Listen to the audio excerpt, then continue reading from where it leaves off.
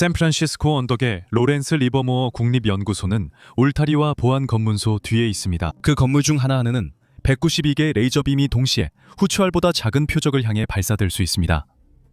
이 건물은 대략 축구장 3개 크기의 면적을 차지하고 있습니다. 건설 비용만 약 35억 달러가 들었습니다.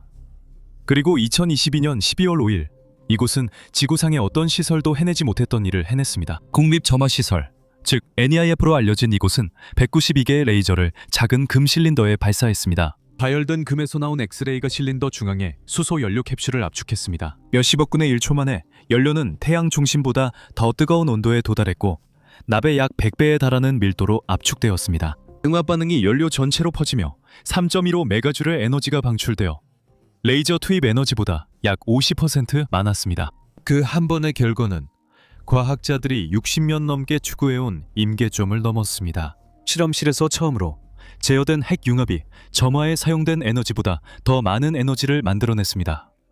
미국 정부는 원래 매우 구체적인 이유로 NIF에 자금을 지원했습니다. 1992년에 미국이 지하 핵무기 실험을 중단한 이후 노후화된 핵탄두가 여전히 작동하는지 확인할 다른 방법이 필요했습니다. NIF는 열핵 폭발 내부의 극한 환경을 재현하여 실제 핵실험을 대체할 컴퓨터 시뮬레이션을 위한 데이터를 생성했습니다. 첨단 핵융합 에너지 연구는 정치적 지지를 이끌었지만 본래 임무는 국가 안보였습니다. 그 임무 선언에서 2022년의 성과에 이르기까지 수십 년에 걸친 예산일기, 지도부 해임, 그리고 의회의 프로젝트 취소 위협이 있었습니다. 그리고 오랜 기간 동안 물리학 자체가 별로 협조적이지 않은 것처럼 보이기도 했습니다. 이 시설은 수년이나 늦게 완공됐고 예산도 수십억 달러 초과했으며 이름대로 목표를 이루지 못한 채 10년 넘게 지났습니다. 이제 자세히 알아봅시다. 왜 NIF가 존재해야 했을까요? 리버모어는 1970년대부터 거대한 레이저를 만들어 왔습니다. 시바 20빔 시스템은 1977년 첫 발사로 레이저 구동 내폭이 핵융합 연료 압축을 입증했습니다. 그 뒤 노바는 1984년 10개 빔과 더 많은 에너지로 가동을 시작했습니다. 10년 넘게 운영되며 실제 핵융합 중성자를 만들었으나 점화에는 실패했습니다. 레이저가 연료에 충분한 에너지를 전달하지 못했습니다. 1980년대 후반 리버모어 물리학자들은 점화에 필요한 조건을 명확히 알게 됐습니다. 그들은 노바가 생산할 수 있었던 것보다 약 10배 더 많은 2메가줄 범위의 레이저가 필요했습니다. 1990년 미국 국립과학 아카데미의 검토에서는 그 목표를 지지하며 국가가 이를 추진할 것을 권고했습니다. 이전에는 10메가줄을 요구하는 개념이 있었지만 그것은 단순히 비현실적이라는 이유로 보류되었습니다. 2메가줄 범위는 기존의 유리 레이저 기술을 대폭 확장하면 달성할 수 있을 것으로 보였습니다. 그러던 중 세계가 변화하면서 이 프로젝트가 정치적으로 시급해졌습니다. 소련이 붕괴한 것입니다. 냉전이 끝나고 1992년 조지 H.W. 부시 대통령이 지하 핵실험 중단에 서명했습니다. 미국은 1945년 이후 1000번 넘게 핵실험을 했으나 갑자기 중단됐고 이는 즉각적인 문제를 초래했습니다. 핵탄두는 시간이 지나며 노후되고 부품이 열화됩니다. 그 무기를 설계한 엔지니어들이 은퇴하면서 국가는 실험 없이 비축 무기의 안전성과 신뢰성을 확인할 방법이 필요해졌습니다. 해답은 핵무기 비축 관리 프로그램 스톡파일 스튜어드시프였습니다.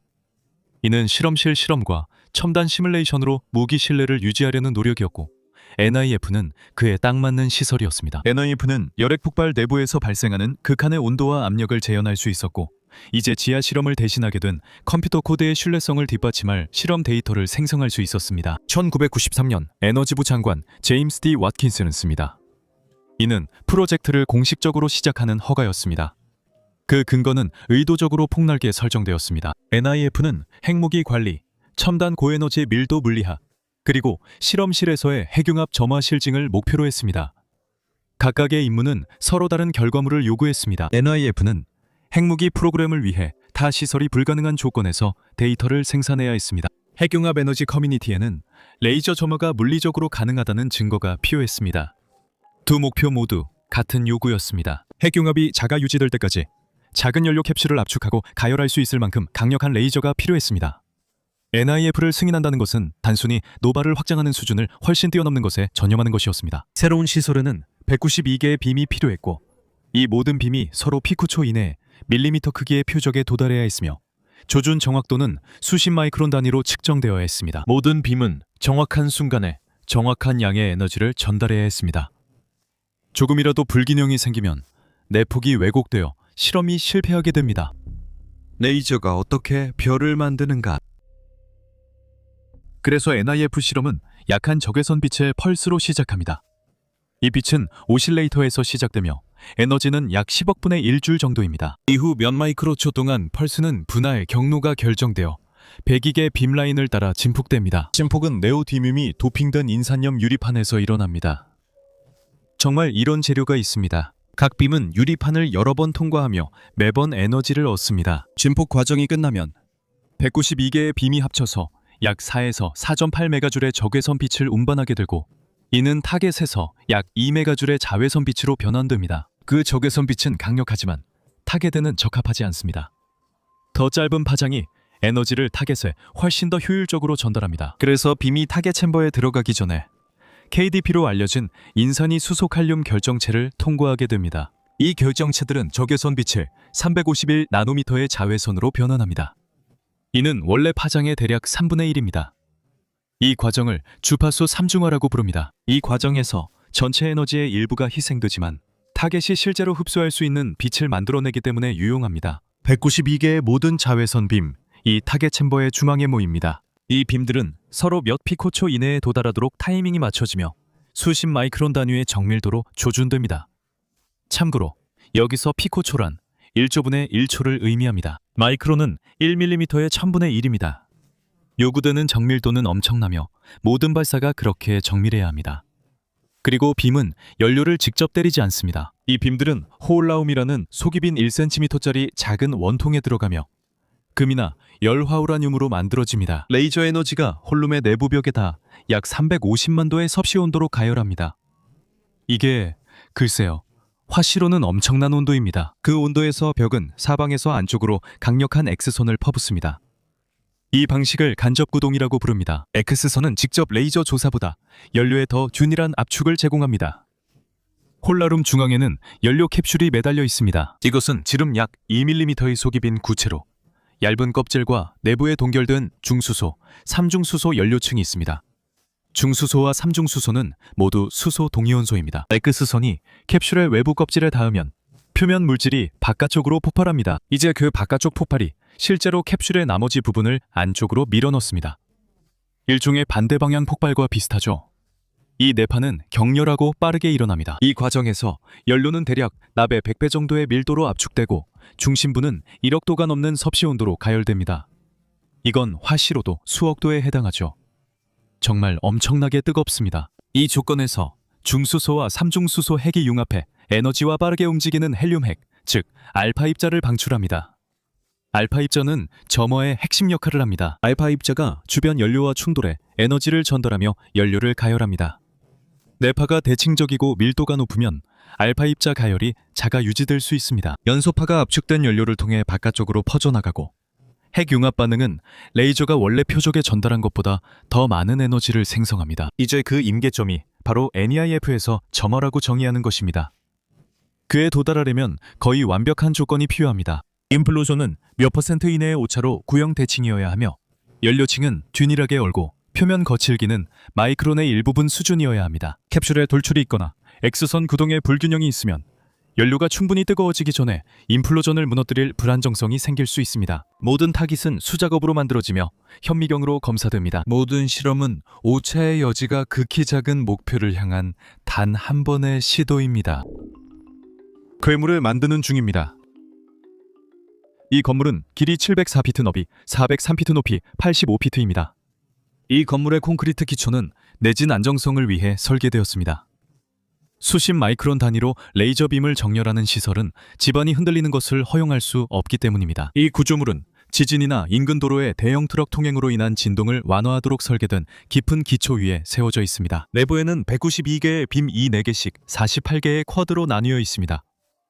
이 쿼드들은 건물 길이만큼 뻗은 양쪽의 거대한 레이저 베이 두 곳을 통과합니다. 빔들은 이 베이에서 진폭 체인을 따라 이동한 뒤 건물 중앙에 있는 타겟 챔버를 향해 안쪽으로 모입니다. 타겟 챔버 설치는 전체 건설 과정에서 가장 극적인 순간이었습니다.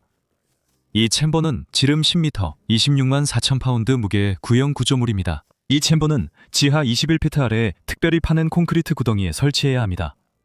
이를 위해 리버모어는 네바다 시험장에서 900톤 크레인을 가져왔습니다. 1999년 6월 작업자들은 매우 신중하고 느린 작업을 통해 구형 챔버를 제 위치로 내렸습니다.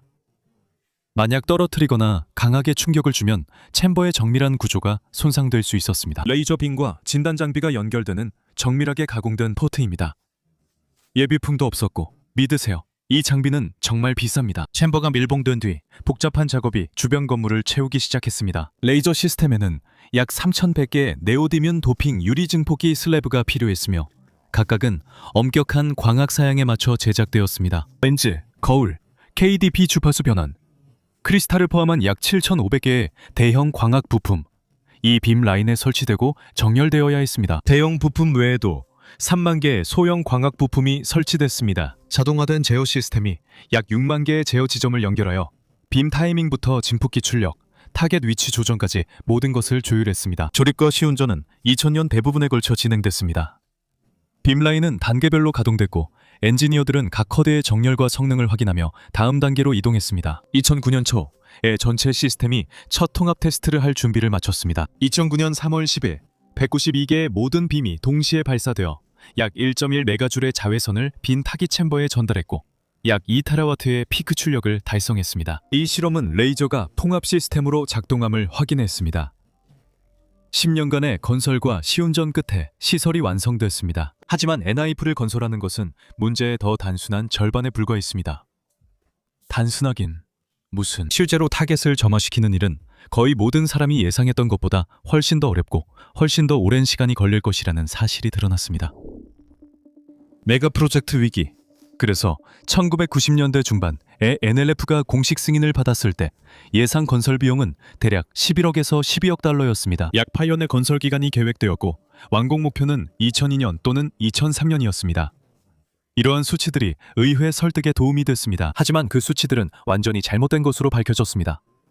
수년간 리버모어는 에너지부에 NIF가 순조롭게 진행 중이라고 보고했지만 1999년 중반 전혀 다른 상황이 드러났습니다. 독립 검토와 의회 조사 결과 이 프로젝트는 일정 지연과 수억 달러 예산 초과가 확인됐습니다. 더 나쁜 점은 에너지부와 의회가 문제 발생 시 전체 상황을 제대로 보고받지 못했다는 것입니다. 여러 검토위원회가 무엇이 잘못됐는지 조사했으며 그들의 결론은 물리적으로 불가능해서가 아니라 일관되게 관리 실패를 지적했습니다. 이 프로젝트는 비상 예비 자금이 충분하지 않게 계획되었습니다. 시스템 엔지니어링과 통합도 제대로 조율되지 않았습니다. 실험실 내의 감독이 문제들이 커지는 것을 충분히 일찍 발견하지 못했습니다. 한 검토에서는 NEIF의 초기 추정치와 관련된 기관 문화를 묘사하는데 오만이라는 단어를 사용했습니다. 에너지 장관 빌 리처드스는 이 위기를 대표하는 발언이 된 공개적인 질책을 했습니다. 그는 잘못된 경영이 훌륭한 과학을 압도했다고 말했습니다. 1999년 9월 NIF 프로젝트 디렉터 마이클 캠벨이 사임했습니다. 이 프로젝트는 취소 직전까지 몰렸습니다. 아이오와 주 상원의원 토마키는 NIF가 통제 불능이라 비판하며 프로젝트의 작동 여부와 완성 가치에 공개적으로 의문을 제기했습니다. 의회위원회가 청문회를 열고 자금 지원이 위태로워지자 리버모어 연구소는 조직 개편을 했습니다. 조지 밀러가 NEIF 프로그램을, 에드 모지스가 프로젝트 매니저를 맡았습니다. 새로운 팀은 프로젝트 기준선을 전면 재설정하여 터무니없이 낙관적인 것이 아니라 신뢰할 수 있는 수정된 비용과 일정 추정치를 내놓았습니다. 새로운 완공 날짜는 2008년 또는 2009년으로 미뤄졌고 건설 예산은 대략 20억에서 22억 달러로 증가했습니다. 정부 회계감사국이 연구 및 개발 비용을 건설 비용과 함께 고려했을 때 그들의 추정치는 33억에서 40억 달러에 달했습니다. 총 건설 비용에 대해 자주 인용되는 최종 수치는 약 35억 달러로 정해졌습니다. 재조정은 NIF를 정치적으로 구했지만 감시가 끝난 것은 아니었고 그 또한 다행이었습니다. GA 감사관들은 나중에 실험실이 레이저 구역의 차폐문 설치를 포함한 일부 안전 관련 작업을 미루면서도 건설이 완료되었다고 선언했다고 지적했습니다.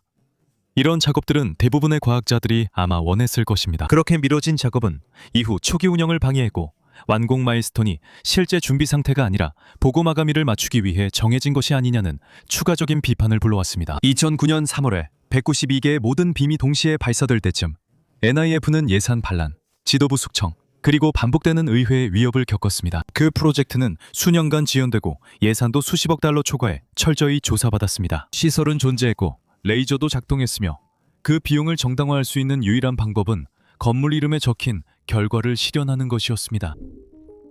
긴 여정이었습니다.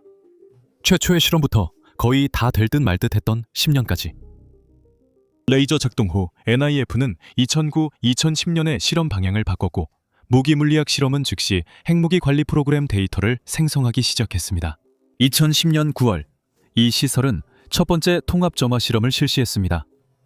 192개의 모든 빔을 극저온으로 냉각된 표적의 중수소, 삼중수소 연료층에 쏘았습니다. 그 다음 달 레이저 유도 폭축에서 중성자 산출 신기록을 세웠고 이런 초기 결과가 야심찬 일정에 힘을 보탰습니다. 2010년부터 2012년까지 국가 점화 계획은 레이저를 최대 설계 사양까지 사용해 점화 달성을 목표로 했습니다. 2012년 7월 5일 NEIF는 1.85메가줄의 자외선 에너지를 500TW의 최대 출력으로 발사했습니다. 레이저는 사실상 1990년대에 설정된 성능 목표를 달성했습니다. 연료는 점화되지 않았고 인플로전은 융합 중성자를 생성했지만 점화를 정의하는 자기유지 연소에는 한참 못 미쳤습니다. 여러 번의 실험에도 불구하고 수율은 기대에 미치지 못했습니다.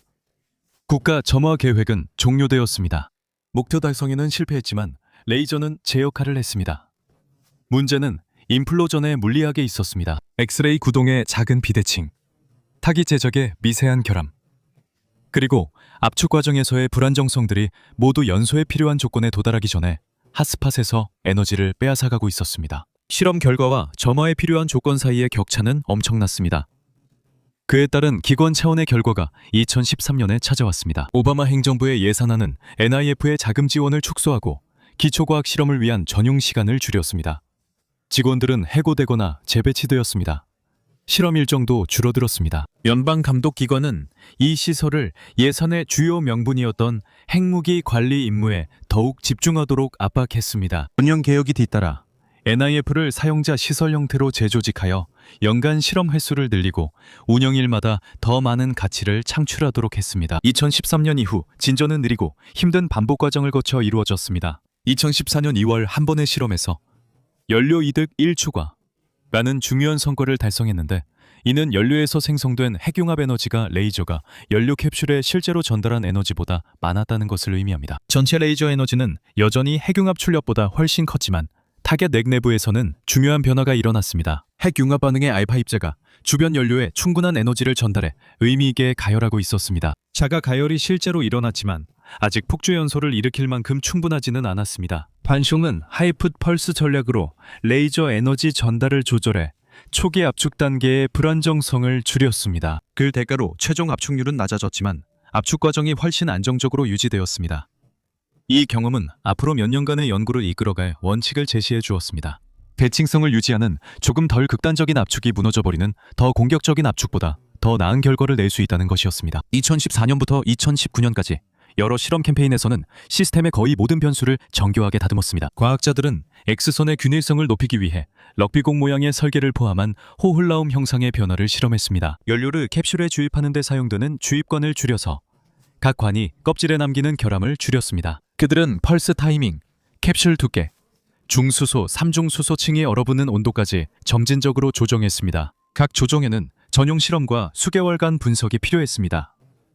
2010년대 후반 NEIF는 연 300, 400회 실험을 했으며 이는 점화 캠페인 때보다 훨씬 많았습니다. 2021년 8월 8일 한 실험이 핵융합 연구 커뮤니티를 놀라게 했습니다. 타깃에서 1.35메가줄 핵융합 에너지가 생성되었는데 이는 레이저가 전달한 1.9메가줄의 약 70%에 해당하는 수치였습니다. 연료는 물리학자들이 연소 플라즈마 상태라고 부르는 단계에 진입했으며 이 상태에서는 알파 입자에 의한 자기가열이 핫스팟에서 에너지의 주요 원천이 되었습니다. 연소 파동이 연료를 따라 전파되기 시작했습니다.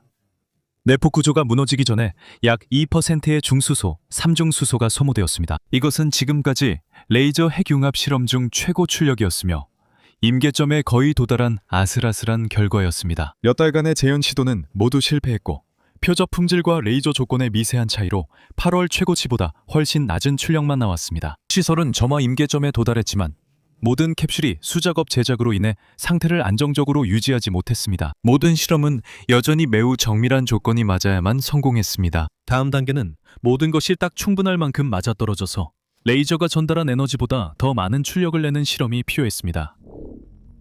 2023년 12월을 돌파구였습니다. 2022년 12월 5일 NEIF는 NEE1204 실험을 진행했습니다. 192개의 비미 호울루만으로 2.05메가줄의 자외선을 쏘았습니다. X선이 연료 캡슐을 압축했고 그로 인해 캡슐이 무너지지 않고 유지되었습니다. 그리고 진단 장비가 기록을 마쳤을 때 핵융합 에너지 산출량은 3.15 메가줄로 측정되었습니다. 약 1.1 곱하기 10의 18제곱계의 중성자가 몇십억분의 1초 타깃에서 방출되었습니다. 핵융합 에너지 출력이 레이저 입력보다 50% 이상 높았으며 이 결과는 8일간 내부 검토되었습니다. 12월 13일 에너지 장관 제니퍼 그레놈이 워싱턴 기자회견에서 이 성과를 발표했습니다. 그녀는 이 성과를 라이트 형제가 키티호크에서 한 첫 비행에 비유했습니다. 오랫동안 이론으로만 여겨지던 것이 물리적으로 실제함을 보여준 시연이라고 했습니다. 이 비교는 신중하게 고른 것이었습니다. 라이트 형제도 항공사를 세운 것은 아니니까요.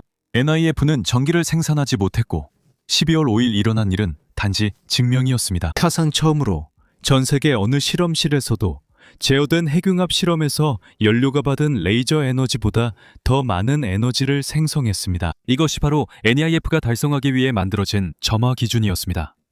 13년 동안 목표에 미치지 못하다가 마침내 이 시설이 그 기준을 넘었습니다.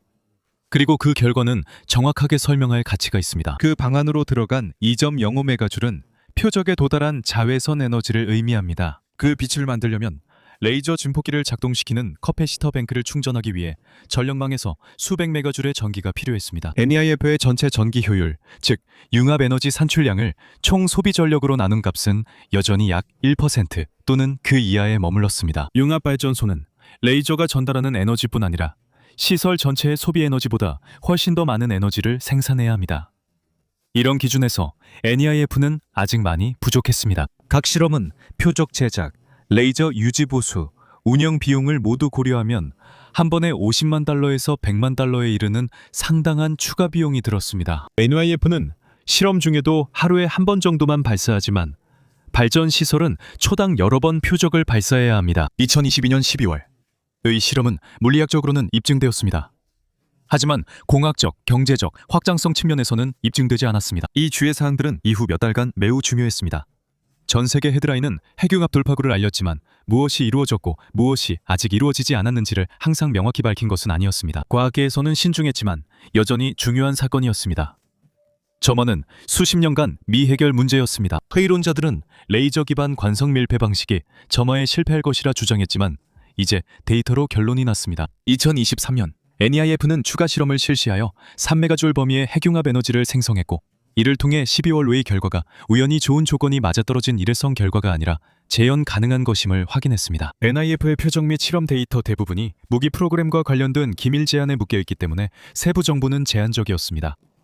하지만 그 경향은 충분히 명확했습니다. 이 시설은 한 번 이상 점화를 달성할 수 있었고 과학팀들은 어떤 표적과 펄스 매개 변수가 올바른 조건을 유지하는지 알아가고 있었습니다. 2022년 12월 5일 데이터 판독은 30년 정치 위기, 끊임없는 공학 도전, 점진적 물리학 진전 끝에 이루어졌습니다. 이것은 제어된 핵융합 연수가 실험실 표적에서 점화되어 스스로를 유지할 수 있음을 확인시켜 주었습니다. 이는 이전에는 한 번도 이루어진 적이 없었습니다. 점화 이후 이제 무엇이 달라질까요? 스톡파일 스튜어드십 프로그램은 점화를 통해 새로운 실험 범주를 열었습니다. 2022년 12월 이전에는 무기 물리학자들이 내폭력학과 극한압력에서 물질 특성 측정이 가능했습니다. 점화 이후에는 알파 입자 가열이 지배적인 연소 플라즈마를 연구할 수 있게 되었습니다. 그 영역은 실제 열핵무기 내부에서 일어나는 현상과 훨씬 더 가깝습니다. 지하 실험을 대신한 시뮬레이션 코드에 입력되는 실험 데이터가 더 풍부해졌습니다. 무기 개발 커뮤니티에서는 이것이 NIF의 정치적 입지를 수년간 강화할 것으로 봅니다. 핵융합 에너지 문제에 있어서 점화는 근본적인 논쟁을 해결했고 곧바로 다음 논쟁을 드러냈습니다. 물리학적으로는 가능합니다. 레이저 구동 관성 밀폐 방식이 자기 유지 연소를 일으킬 수 있습니다. 이 답은 수십 년 동안 진정으로 불확실한 것이었습니다. 이 방식의 실제 발전소가 작동하려면 레이저 입력 대비 10대 핵융합 이득이 필요하다는 점이 확실해졌습니다. 1.5배로는 부족합니다. 이 발전소는 하루에 한 번이 아니라 초당 여러 번 표적을 발사해야 하며 NIF 시스템보다 훨씬 높은 벽전원 효율이 필요합니다. 현재는 현미경으로 검사하는 수제 구형 표적들이지만 앞으로는 일관된 품질로 극히 낮은 비용에 수백만 개씩 대량 생산되어야 합니다. NEIF는 무기 과학 점화 입증을 위해 설계됐으며 프로토타입 발전소 용도가 아닙니다. 이 시설은 고반복률, 고이득 업그레이드가 불가능합니다. 관성 핵융합 에너지가 이 증명 단계를 넘어 발전하려면 처음부터 다른 공학적 우선순위를 중심으로 설계된 후속 시설이 필요할 것입니다. 그것은 아직 아무도 내리지 않은 정책적 결정이며 그러한 시설의 비용에 대해서도 현재로서는 진지한 추정치가 제시되어 있지 않습니다. 세 번째 결과는 NIF의 과학 사용자 시설 역할과 관련됩니다. 점화 실패가 이어진 수년간 예산 압박으로 이 시스템의 기초 과학과 학술 연구 시간이 줄었습니다. 탐색적 과학 연구 프로그램은 축소되었고 대학 연구자들의 접근도 제한되었습니다. 점화의 성공은 NIF가 다른 어떤 시설도 따라올 수 없는 독보적인 과학 장비라는 주장을 더욱 강화합니다. 천체 물리학, 행성과학, 재료과학 연구자들은 모두 극한 환경의 물질 연구를 위해 빔 사용 시간을 원합니다. NIF의 예산은 제한되어 있고 실험 일정은 주로 무기 프로그램의 우선순위에 의해 결정됩니다. 과학적 수요는 늘고 있지만 자금 구조는 그대로입니다.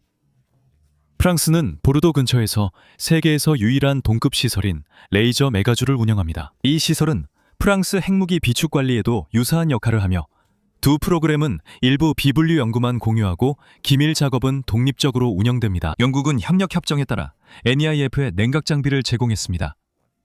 이는 발사 성능의 점진적인 개선조차도 파트너 국가들에게 얼마나 많은 비용이 들 수 있는지를 보여주는 한 가지 예입니다. 점화는 2022년 12월의 결과로도 답할 수 없는 의문을 남겼습니다. NIF의 성과가 냉전시대 투자에 대한 마지막 이정표를 의미하는지 아니면 새로운 세대의 핵융합 시설을 위한 출발점이 될지는 아직 각국 정부가 내리지 않은 결정에 달려 있습니다.